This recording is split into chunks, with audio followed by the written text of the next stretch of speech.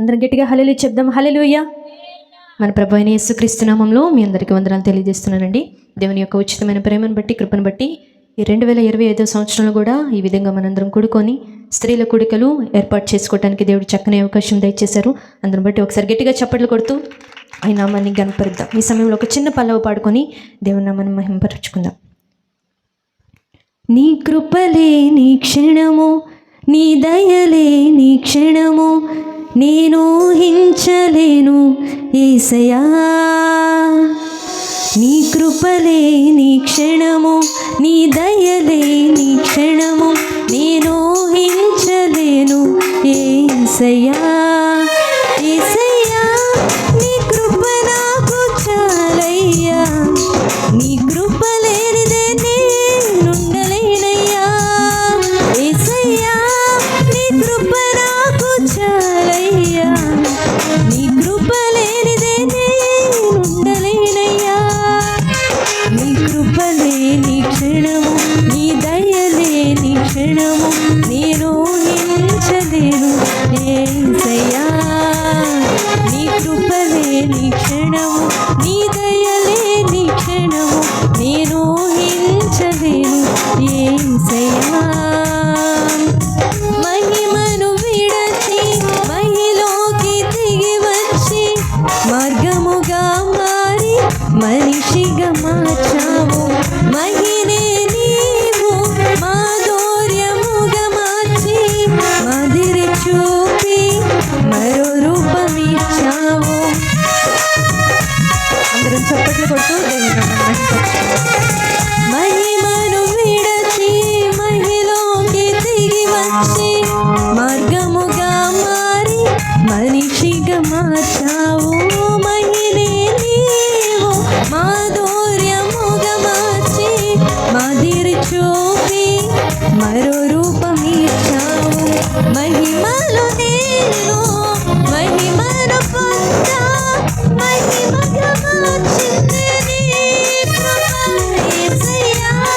నీ కృప నాకు చాలయ్యా, నీ కృప లేనిదే నేనుండలేనయ్యా.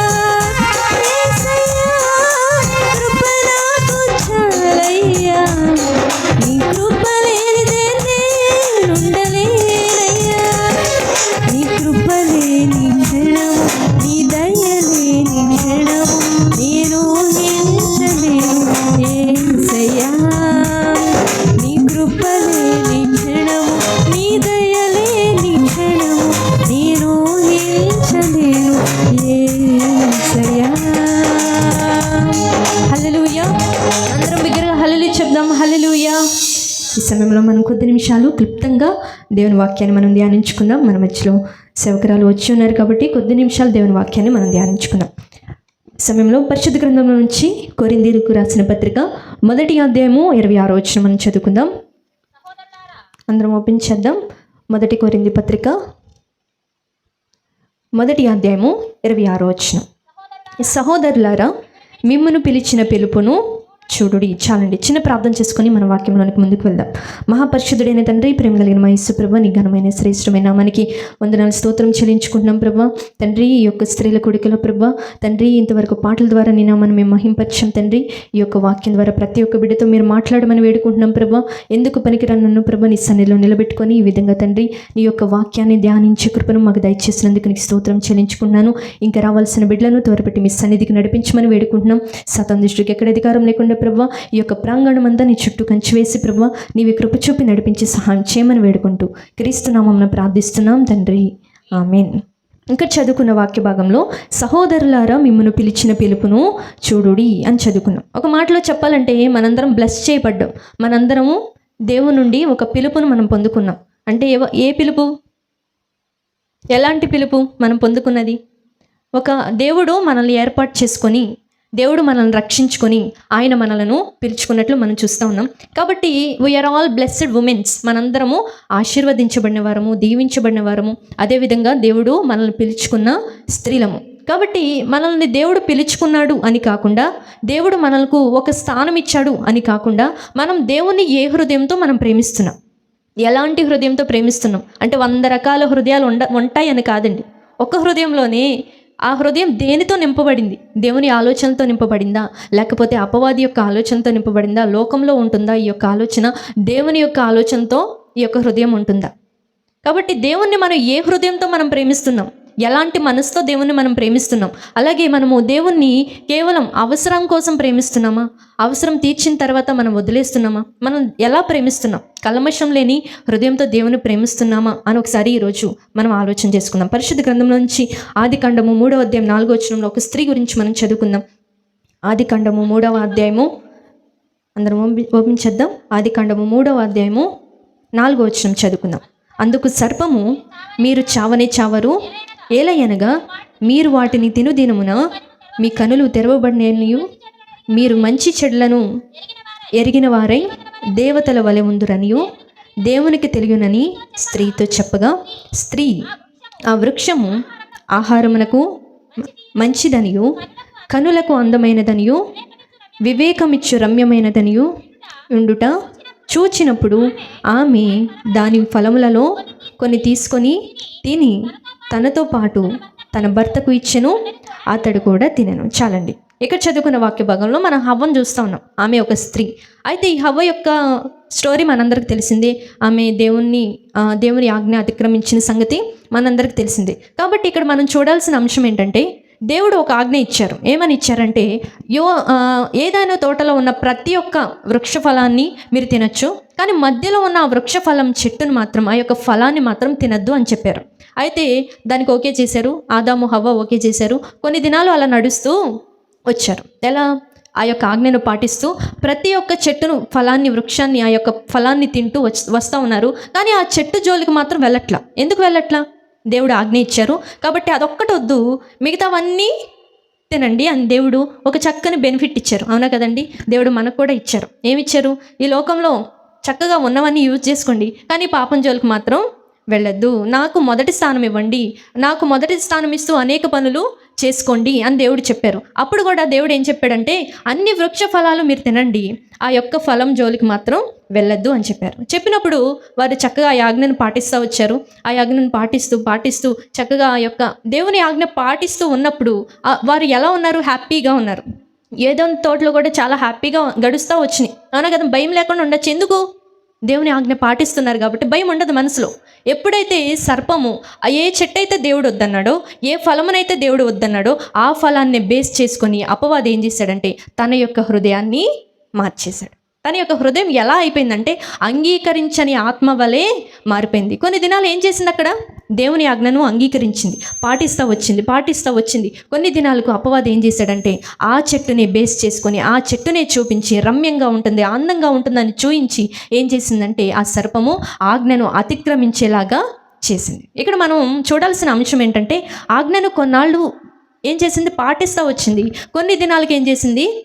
ఆజ్ఞను అతిక్రమించింది. ఈరోజు మనం కూడా దేవుని బిడ్డగా బ్రతుకుతూ, దేవుని యొక్క పరిచర్యలు మనకు కొనసాగుతూ, ఇంకా దేవుని వాక్యాన్ని అంగీకరించే స్థితిలో మనము ఉండట్లేదు. దేవుని వాక్యాన్ని అంగీకరిస్తున్నామా? లోబడుతున్నామా? ఒకసారి పరిశీలన చేసుకోండి. ఇవి మనకే కదా కోటాలు అన్న కదండి, స్త్రీలకే ప్రత్యేకంగా మన యొక్క హృదయాన్ని ఈ 3 దినాలు మనం పరిశీలన చేసుకున్నాం. కాబట్టి మన యొక్క హృదయం ఎలా ఉంది? మన యొక్క హృదయం ఆ దేవుని వాక్యాన్ని వింటున్నప్పుడు వెంటనే అంగీకరిస్తుందా? ఒకవేళ దాన్ని తీసుకుంటుందా, తీసుకోలేకుండా ఉంటుందా మన హృదయం? ఒకసారి మన యొక్క హృదయాన్ని మనం ఈరోజు పరిశీలన చేసుకుందాం. ఈ యొక్క మొదటి కూడికలోనే మనం ఏం చేద్దామంటే మన యొక్క హృదయాన్ని పరిశీలన మనం చేసుకున్నాం. కాబట్టి మారు మనసు పొంది, రక్షణ పొంది, దేవుని సొంత రక్షకునిగా అంగీకరించి ఎన్ని సంవత్సరాలైంది? నేనైతే 10 సంవత్సరాలు అయిందండి. మీకు ఎంత అయింది? ఒకసారి మీకు మారు మనసు పొందిన రోజు గుర్తుందా? కనీసం సంవత్సరం అన్న గుర్తుందా? ఒకసారి ఆలోచించండి. ఒక్క నిమిషం టైం ఇస్తాను. గుర్తుందా? 2210 ఒకసారి గుర్తు తెచ్చుకోండి. నేనైతే 2015 సంవత్సరంలో దేవుణ్ణి నా సొంత రక్షకునిగా అంగీకరించానండి. 7వ తరగతి చదువుతున్న సమయంలో నేను నా దేవుణ్ణి సొంత రక్షకునిగా అంగీకరించడం జరిగింది. ఇంకా అక్కడి నుంచి ఇక్కడి వరకు 10 సంవత్సరాలు కంప్లీట్ అయింది. ఒకసారి మనం మారు మనసును పొందిన ఆ దినాల్లో మనం దేవుని కోసం ఎంత స్ట్రాంగ్గా ఉన్నాం ఒకసారి పరిశీలన ఆలోచన చేసుకోండి. ఎంత ప్రార్థించుకొని ఉంటాం, ఎన్ని పాపాల గురించి ప్రార్థించుకొని ఉంటాం. ఈరోజు భక్తిని, ఆ రోజు ఉన్న భక్తిని ఒకసారి కలుపుదాం. ఎలా ఉంది మన భక్తి? ఏదో నామకార్థంగా ఏదో నామకార్థం గల జీవితాన్ని నడిపించుకుంటూ వస్తున్నాం. కాబట్టి ఇన్ని సంవత్సరాలు మనం రక్షణ పొంది కూడా, మారు మనసు పొంది కూడా, మనం దేవుని సొంత రక్షకునిగా అంగీకరించినప్పటికి కూడా ఇంకా మన యొక్క హృదయం ఎలా ఉంటుందంటే దేవుని వాక్యాన్ని అంగీకరించలేని స్థితిలో మనం ఉంటున్నాం. అవునా కదండి? ఇంకెప్పుడు మనం ఇతరులకు మన నుండి స్వార్థ అందేది? ఇంకెప్పుడు మన యొక్క జీవితం ఇతరులకు మాదిరికరంగా ఉండేది? ఇంకెప్పుడు మన యొక్క జీవితం ద్వారా, మన యొక్క సాక్ష్యం ద్వారా ఇతరులకు దేవుని గురించి ఇంకెప్పుడు మనం చెప్పేది? ఇంకా మనం ఎలా ఉన్నాం? ఫస్ట్ స్టేజ్లోనే మనం ఉన్నాం. అవునా కదండి? ఇంకా మొదటి స్థానంలోనే మనం ఉన్నాం. కాబట్టి ఎన్నో సంవత్సరాల నుంచి దేవుడు ఏం చేస్తూ వచ్చాడంటే మనల్ని కాపాడుతూ వస్తున్నారు. ప్రతి ఒక్క ఉపద్రవాన్ని తప్పించుకుంటూ వస్తున్నారు. ప్రతి ఒక్క సమస్యల నుంచి దేవుడు విడిపించుకుంటూ వస్తున్నారు. ప్రతి ఒక్క ఆర్థికమైన సమస్యల్లో దేవుడు ఎంతో కొంత సహాయాన్ని మనకు అందిస్తూ, గవర్నమెంట్ ద్వారా కానీ దేవుడు ఏం చేస్తూ ఉన్నాడు? సహాయాన్ని మనకు అందిస్తూనే వస్తున్నారు. కాబట్టి ఇన్నిసార్లు దేవుడు కాపాడుతున్నా, ఇన్నిసార్లు దేవుడు మనను ఆ యొక్క ఉపద్రవాల నుంచి దేవుడు తప్పించినా ఇంకా మనం ఎందుకు దేవుణ్ణి అంగీకరించలేని స్థితిలో మనం ఉంటున్నాం? మన యొక్క హృదయం దేవుని వాక్యాన్ని అంగీకరిస్తుందా? ఈరోజు పరిశీలన చేయండి. అసలు హృదయం ఉందా? దాన్ని అసలు పట్టించుకుంటున్నారా మీరు? ఒకసారి పరిశీలన చేయండి. కాబట్టి ఒకసారి మన యొక్క లోపల ఉన్న ఈ హృదయాన్ని మనం రోజు పట్టించుకోవాలండి. మన యొక్క హృదయాన్ని ఏం చేయాలి? రోజు పట్టించుకుంటూ ఉండాలి. ఎలా ఉందా హృదయం? దేవునికి దగ్గరగా ఉందా లేదా? దేన్ని అంగీకరిస్తుంది నా హృదయం? దేవునికి ఇష్టమైనవి అంగీకరిస్తుందా, లేకపోతే దేవునికి ఇష్టం లేనివి ఈ యొక్క హృదయము అంగీకరిస్తుందా అని మనం ఏం చేయాలి? ఎప్పటికప్పుడు మన యొక్క హృదయాన్ని మనము పరిశీలన చేసుకుంటూ ఉండాలి. కాబట్టి దేవుడిచ్చే దీవెనలు ప్రతి ఒక్కరు మనం తీసుకుంటూ ఉంటాం. కానీ దేవుడు ఇచ్చే ఆ యొక్క దీవెనలను తీసుకుంటూ ఉంటూనే కూడా దేవుని యొక్క బంధాన్ని మనం కోరకుండా వదిలేస్తున్నాం. దేవుడు ఇచ్చే ప్రతి ఒక్క మేలును రిసీవ్ చేసుకుంటున్నాం, కానీ దేవునితో ఉన్న ఆ యొక్క పరిశుద్ధమైన స్నేహాన్ని మనం కోరుకోవట్లేదు. ఎందుకని? దేవుని ఎలా వాడుకుంటున్నాం? Use and throw. అవసరం కోసం దేవుని వాడుకుంటున్నాం, తర్వాత ఏం చేస్తూ ఉన్నాం? దేవుణ్ణి విడిచిపెట్టేస్తున్నాం. కాబట్టి మన యొక్క హృదయం ఎలా ఉంటుంది? అవసరం కోసమే దేవుని ప్రేమిస్తున్నాం. అవసరం తీరిపోయిన తర్వాత దేవుని ఏం చేస్తూ ఉన్నాం? దేవుణ్ణి వదిలేసుకుంటున్నాం. కాబట్టి ఈరోజు మన యొక్క హృదయం ఎలా ఉంటుంది? దేవుని యొక్క వాక్యాన్ని అంగీకరించే విధంగా మన యొక్క హృదయము ఉంటుందా లేదా అని మనము పరిశీలన చేసుకోవాలి. మనం ఏం చేస్తూ ఉంటాం? ఎక్కువ ఈ లోకంలో ఎలా బ్రతకాలి, ఈ యొక్క హృదయాన్ని ఈ లోకంలో ఉన్న వాటిని చూసి ఎలా సంతోషపెట్టుకోవాలి, ఇదొక్కటే ఆలోచన. కానీ తర్వాత 2 డెస్టినేషన్స్ ఉన్నాయండి, 2 గమ్యాలు ఉన్నాయి. ఒకటి పరలోకము, ఇంకోటి నరకము. ఏది కావాలి? మన యొక్క జీవితాన్ని బట్టి మనము పరలోకమో నరకమో ఎవరు డిసైడ్ చేస్తారు? దేవుడు డిసైడ్ చేస్తారు. దేవుడు వచ్చి తీరుస్తారు. కాబట్టి మనం అప్పుడు దాకా మనం ఎలా ఉండాలి? ఇక్కడ లోకంలో ఉన్న దాని గురించి మాత్రమే మనం ఆలోచించకూడదు. తర్వాత మనం ఎక్కడికి వెళ్తాము, ఎలా జీవిస్తాము, తర్వాత మనకు ఇంకో బ్రతుకుందని దేవుడు చెప్తున్నారు. కాబట్టి మనం దానికోసం మనం ఏం చేయాలి? పోరాడుతూ ఉండాలి. ప్రతి ఒక్క పనిలో, ప్రతి ఒక్క పరిస్థితిలో ఆ డెస్టినేషన్ని మనం మర్చిపోకూడదు. ఆ యొక్క గమ్యాన్ని మనం మర్చిపోకూడదు. ఏది ఫిక్స్ అయిపోయారు మనసులో? నరకమా పరలోకమా? నరకమే ఫిక్స్ అయ్యి ఉంటారు. నేను ఎటు సరిగ్గా ఉండను, నేను వెళ్ళేది ఇంకా దానికే అని ఫిక్స్ అయ్యి ఉంటాం. కానీ ఒక్కసారి మరలా రిటర్న్ చేసుకుందాం. పొయ్యిలో చేయబెడితే ఏమైద్ది?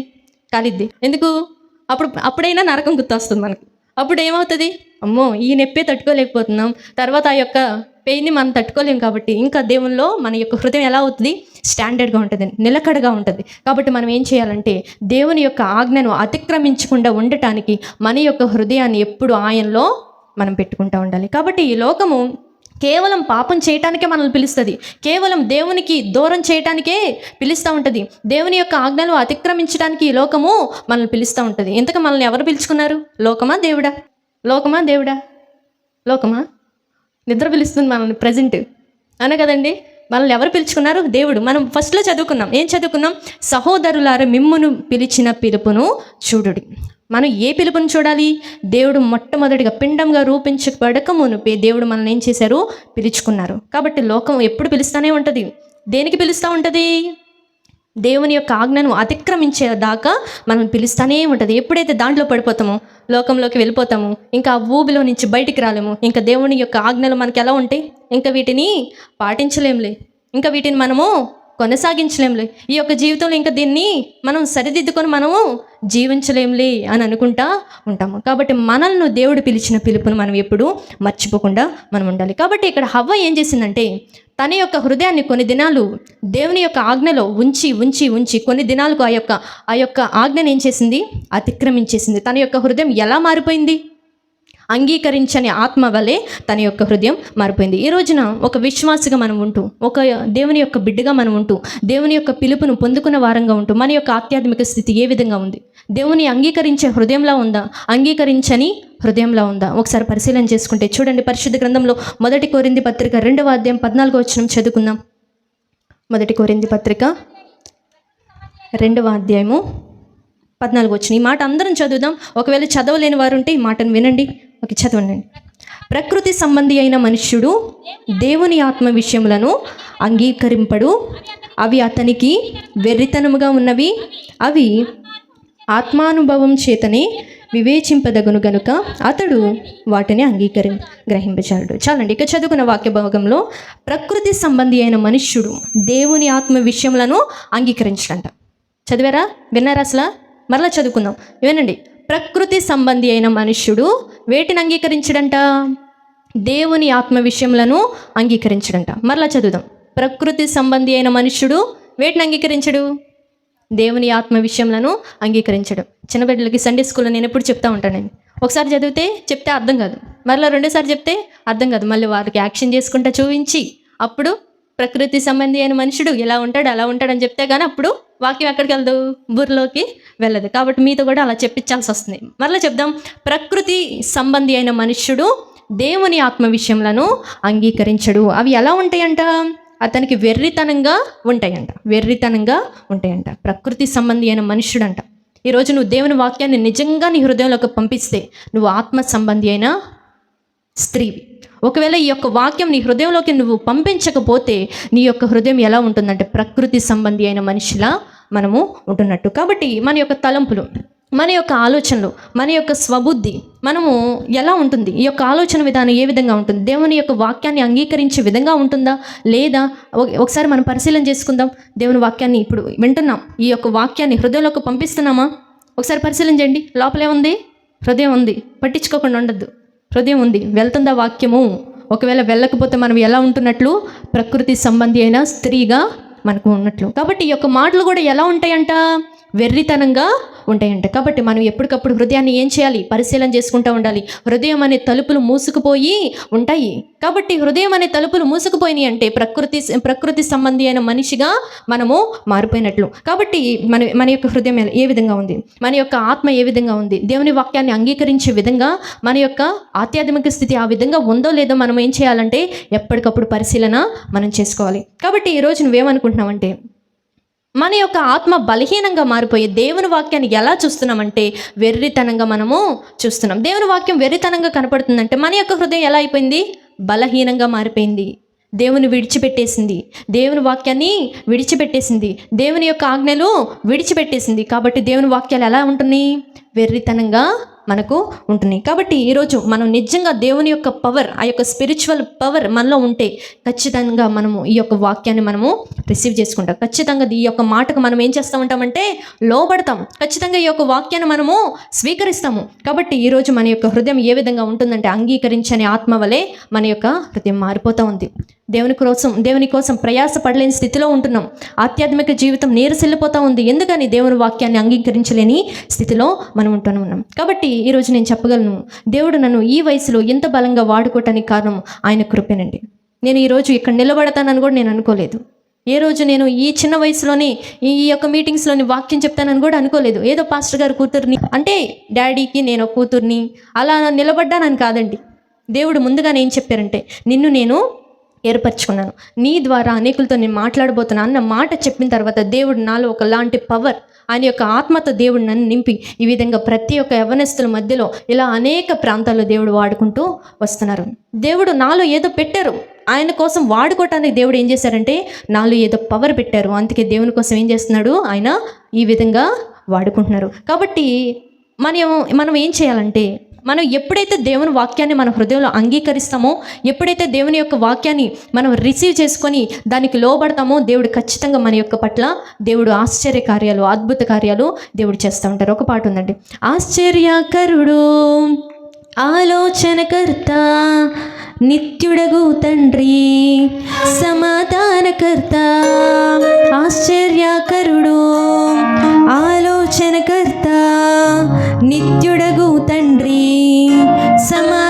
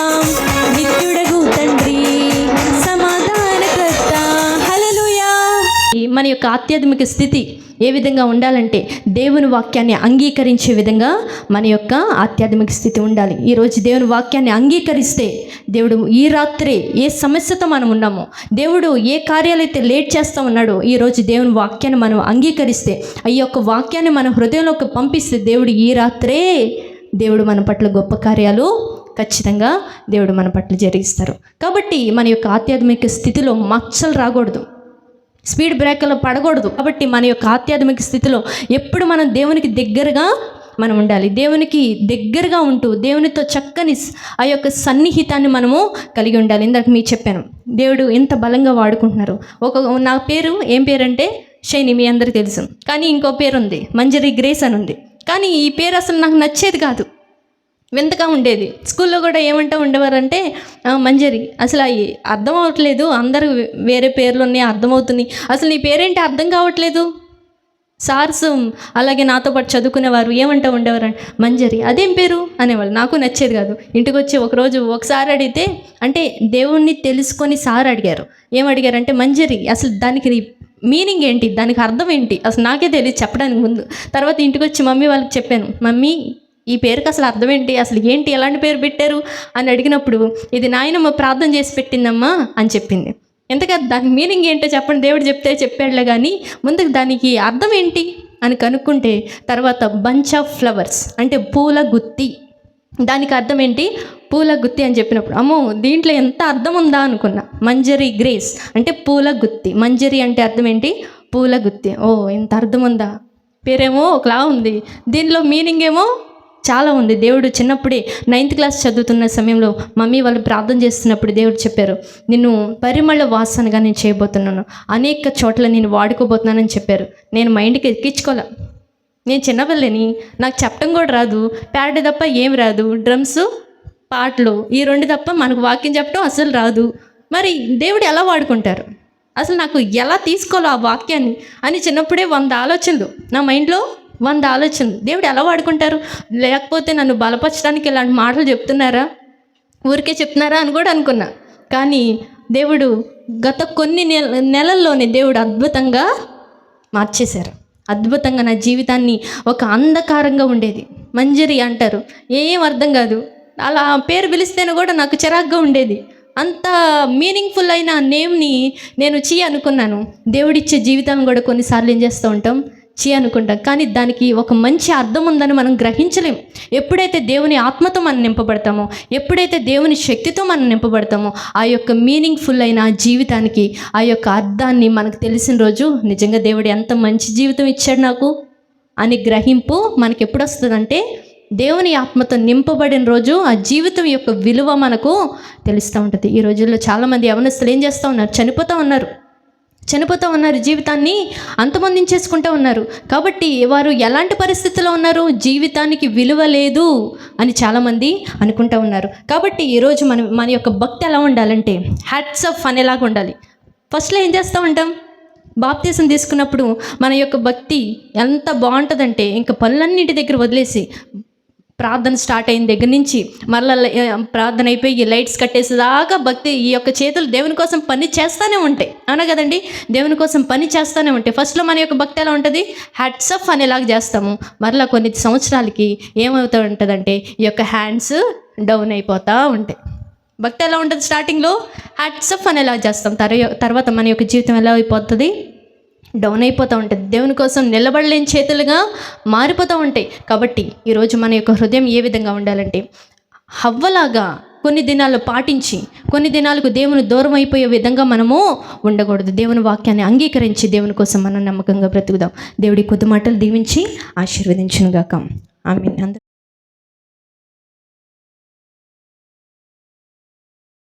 స్తోత్రమని పాడుకొని దేవుని నామమును మహిమపరచుకుందాం. స్తోత్రం స్తుతి స్తోత్రం మహిమ ఘనత నీకే అర్పింతును యేసయ్యా. స్తోత్రం స్తుతి స్తోత్రం మహిమ ఘనత నీకే అర్పింతును యేసయ్యా. నా కోసం మరణించి తిరిగి లేచిన నీకే నా స్తుతి స్తోత్రము.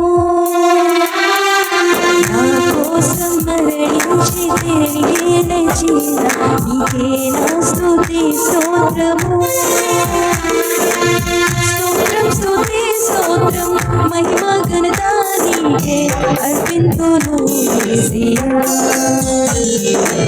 స్తోత్రం స్తుతి స్తోత్రం మహిమ ఘనత నీకే అర్పింతును యేసయ్యా.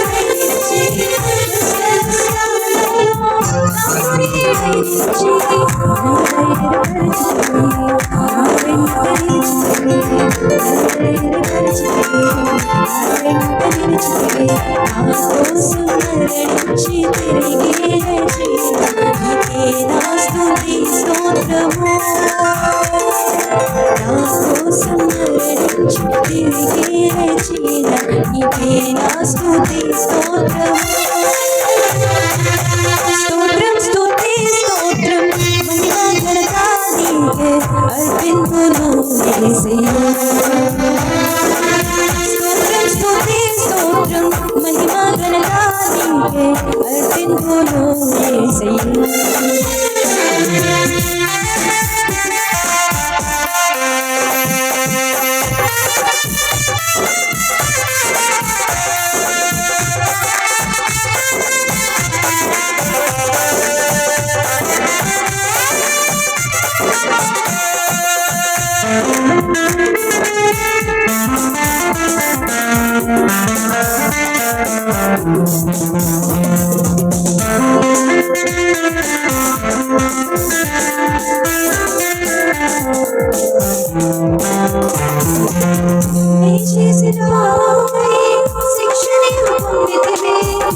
చేసిన దోషముకై శిలువలో మరణించితివి.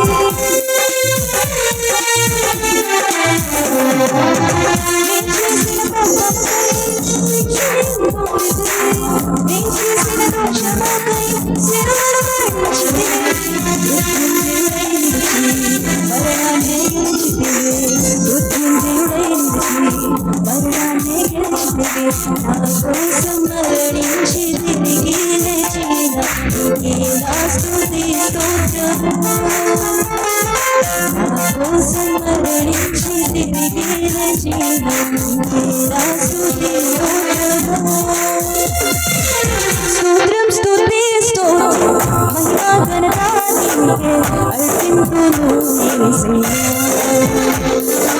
స్తోత్రం స్తుతి స్తోత్రం మహిమ ఘనత నీకే అర్పింతును యేసయ్యా.